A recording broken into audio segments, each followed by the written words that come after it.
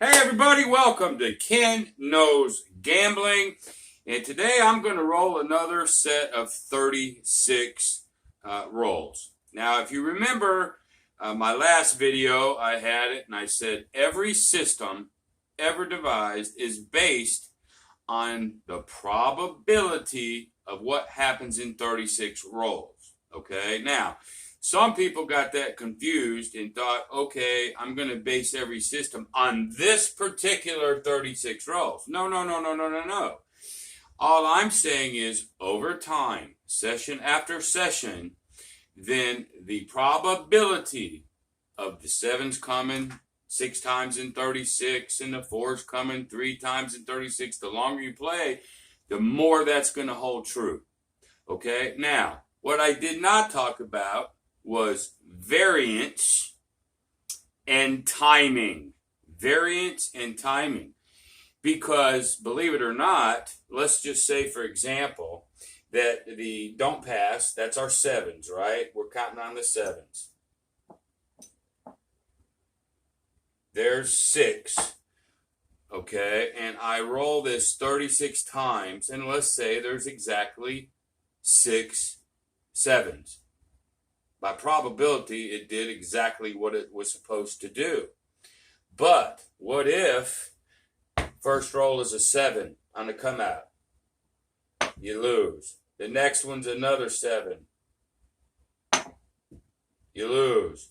Then it's a, then it's a point of a 5. Whatever. The 5 hits. Okay? Then it's odd. The next come out roll. 7. Okay? So if that timing, okay, or variance happens in that way, then you're going to get beat. Versus say it's a point, then a 7. Hey, you win. A point and a 7. You win. Timing and the variance. When does it happen? Because you can have it perfectly. It does 6 sevens. It does 5 6s, 5 8s, 4 5s and 9s, and 3 4s and 10s. It can be perfect according to probability. But if it's timing, if it hits just the wrong way, you can hit exact probability but still lose. Okay? So I didn't talk about the variance and timing. So that's, unfortunately, we don't know until we get up there. We don't know how they're going to vary and what the timing of these numbers are. Okay? But still, what I said still holds true. That every system ever devised is based on the math probability over time of the outcome of 36 rolls. That hasn't changed. Okay? If we're a don't pass better, we're counting on them sevens coming up 6 times in 36. And however we have our betting strategy, we should have a good outcome. But if the variance is in 36 rolls, there's only 2 sevens, it underperformed, but yet the box numbers overperformed, then a don't pass better is going to lose on that variance, and a pass line better perhaps will do really well on that variance. And then the next time, it's going to flip. It might be 10 sevens, and you get whacked up here, okay? So variance of the probability, okay? Variance and timing. So that's what we're going to do today. So what I'm going to do, let's see if I can do this. There's 5, 10, 15, 20, 25, 30, 35, 36. Now, the last time I did this, and oh, by the way, if you have a system, and you just want 36 rolls, I'm going to do it 36 times again and see how your system varies out on these next 36 rolls. The last time we did it, we were close. The sevens were exactly 6. I think the 10 was 3. The 4 was like 2. But the 5 and the 6 overperformed by a little bit. But close to what it's supposed to be. Now, I have no idea when I roll this out what the variance in timing is going to be, or the variance. The timing is just whatever your system is the timing right? Because again, you can have the same numbers come out, and depending on when they come out, depends on whether you win or lose. Okay? So, anyway, so we're going to do 36 more. Just 36 rolls. I don't need the puck. And I had another fella goes, hey, because I was rolling from here, and he says, back it up. Go to the end of the table. So I'm going to do that. It's just going to take longer to do than just sitting over top of it, but I guess I will. Okay? So 36. So what we're going to use for the sevens, I'm going to go ahead and use the don't pass line. And then for the 4, 5, 6, 8, 9, 10, I'll use up here. The 2, the 3, the 11, and 12, I'll use down here in the field. And we're just going to add chips just like I did last time. And we're going to see today on another random roll. I'm not trying to set them because I can't anyway. We're going to see what happens in these 36 rolls. So get your pad and a pencil out. Write these numbers down as they come out, and then you can go back and see how your system prevails, win or lose, on these 36. Okay? So we'll have a little bit of fun today. So here we go. So I'll put a chip out every single time for the next 36 rolls. So here we go. Roll number 1 is an 8. Okay, remember, a 6 and 8 should roll, and this 36 should roll 5 times, both of them. But we'll see. There's a 4. There's one of the 3 that the 4 should hit. There's a 5.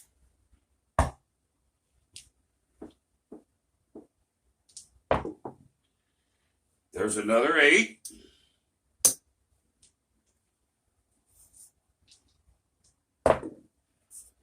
There's another 5. So as it looks like, the 5s and 8s are dialed in. But we still got to get through 36. Okay, there's a 7. We're going to put that on the don't pass.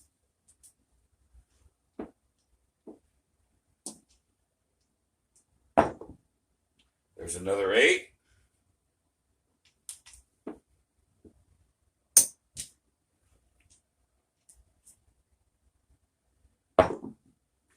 There's another 7.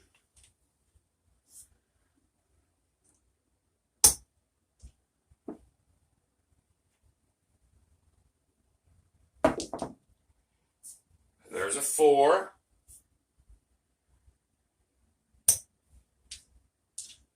So as you guys are writing these down, or perhaps you're just making your bets as I roll these, is the timing in your favor? Is the variance in your favor, or is it opposite? Again, you can have the same number of outcomes and still lose depending on the timing of it. I know you don't believe me, but try it. You'll see that it can happen. Here we go. Another 7.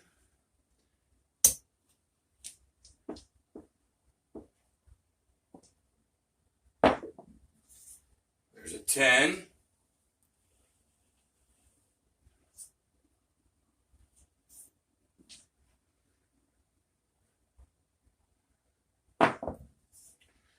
There's another 10. See, if you were doing a whaling thing with a ladder, there's already been 2 10s and 2 4s. You're loving it. Only 3 7s right at the moment. So timing for him, because he ladders, he's doing well. Okay, even though right now they're close to even. That's what he claims. These should be equal with that. And generally they are.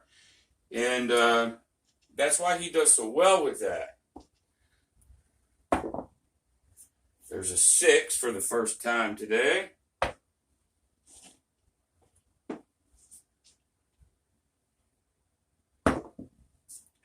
There's another 7.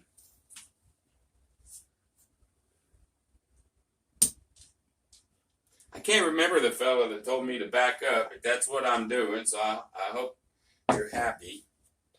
There's a 9 for the first time.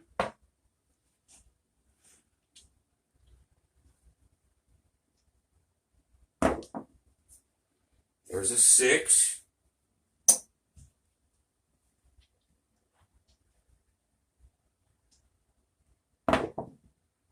There's another 6.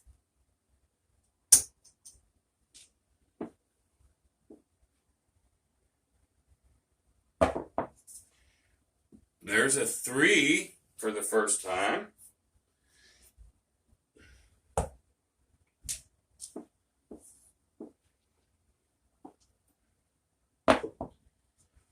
There's a 10. Now this is the third 10. So by probability, I should be able to roll these out and not roll another 10. But that doesn't necessarily mean it can overperform. We don't know. Let's just finish it out and we'll look at it. There's another 9. It's the variance of the probability that you have to watch out for. Now, a little pause in the action. Because there's variance and timing factors on when those numbers hit or don't hit, timing is everything, and you're going to have variance. This is when I tell you that I've said it over and over and over again. Money management and discipline. If you don't have money management or discipline, you are going to lose. The end. Okay, I'll keep saying that till I croak. Okay, there's another 6.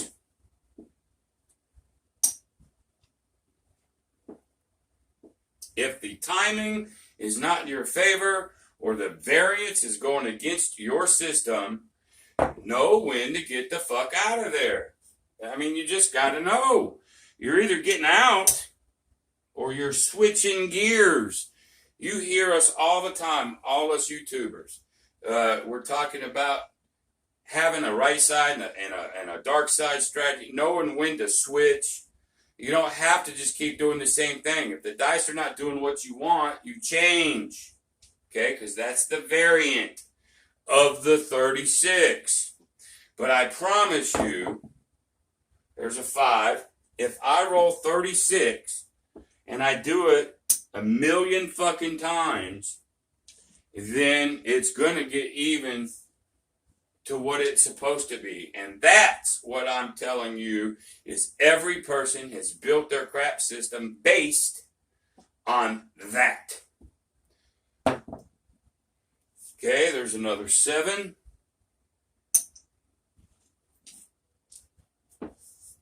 So right now, unless it comes in the next 12 rolls, the 2 hasn't hit, but it's only supposed to hit 1. The 12 hasn't hit, the 11 hasn't hit. It should be twice. Okay, so far, those are underperforming. There's an 8. So if you're a horn player, right this second, you're getting your ass tore up. Except for that 1-3 that you got. Maybe you're okay. But it depends on how much do you bet, your money management, and all that good stuff. There's a 6.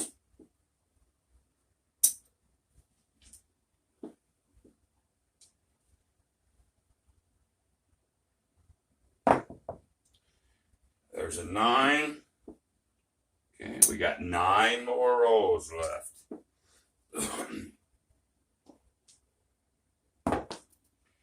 There's another 9. And remember, if one number overperforms, that means some other number had to underperform. I mean, that's just the way it is. And if your system that you've based on these numbers, there's a 4. When your system, if your numbers are underperforming, you got to know when to bail. And you got to know what to do if they're overperforming. But if one number is overperforming, that means some other number is underperforming. And If your number is underperforming, some other number must overperform. That's just the way it is. There's a 6.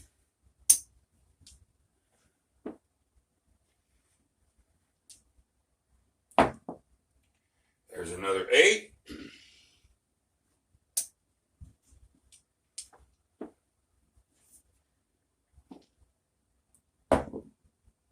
There's another 8. We got 4 rolls left, and we'll count them up.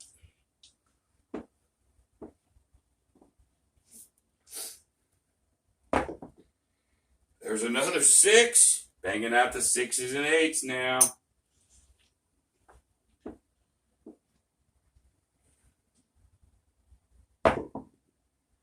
Another 6. So we know the 6s are overperforming like a big dog. That's why one of my strategies, which is the don't pass plus the 6 and the 8, because the last time I rolled this, it was sort of this type of outcome. It just is. Most of the time, it just is what it is, man.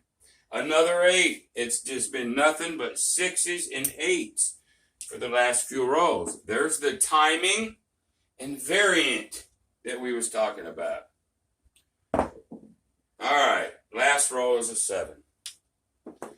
So let's see what we got.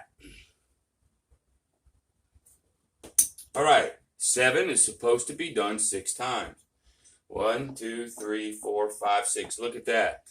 The last video I did of 36 rolls, it was also 6. Okay? Now, we noticed that there was no 2. It underperformed in 36 rolls. That means some other number got 1 extra one. We noticed that the 3 should have been hit twice, was only hit once. That means it underperformed by 1. That means we are variant off 2. That means another number somewhere is 2 more, or a couple numbers are more than probability. We didn't get any 11s. There's 2 more. So you're 2 and 2. Something's overperformed by 4. And then 12 should have been once. We didn't get it either. So there is 1, 2, 3, 4. There's 5 underperforming numbers or underperforming rolls. 5. Well, the 7s were spot on. It's got to be up here somewhere. Let's see. 5. The 4 is exactly what it was supposed to do. 3 out of 36. The 10 did exactly what it was supposed to do. 3 out of 36. Notice, as you know, and I keep using Waylon a lot because he does a ladder and he does 4s and 10s a lot. Notice his how he explains it is, I like playing the 4 and 10 because it should be equal. And since I'm doing a ladder, I should come out fine. And he does. 6 versus 6. Exactly what and this has happened twice so far in the 36 rolls. But anyway, the 5 should have been made 4 ways. It only made 3. So that means it underperformed by 1. So with these 5 and this one, that's 6 we got to look at. Well, I know where they're at. They're right here.